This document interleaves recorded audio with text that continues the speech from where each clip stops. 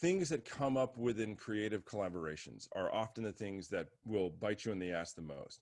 That includes producer agreements, that includes side artist agreements, that includes if you had a mixer on the song, if you had an engineer in the room.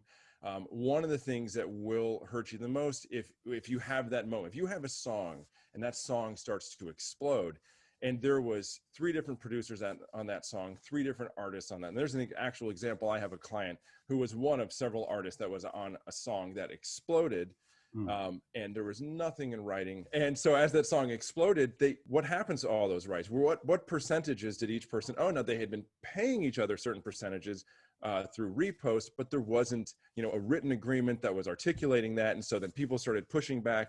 And frankly, you end up with one artist who was signed to a major record company and had this song that was his biggest song that was exploding, and had what we call in the industry a rights issue, where at any point in time, one of a handful of people could have the song taken down. It could be a potential lawsuit.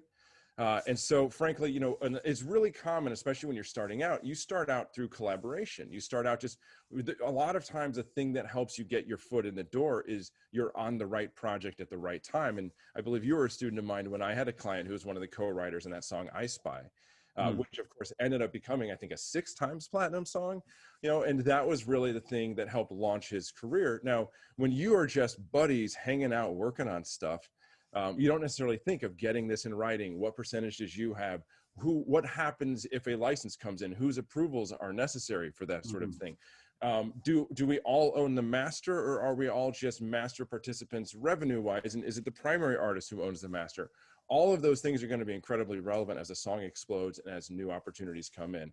And so frankly, you hit the nail on the head, which is the most important things, I think, right now when you're starting out, just making sure that all of those agreements are in place in that off chance that one of those songs explodes. I've personally been been involved in several of those instances where those songs explode.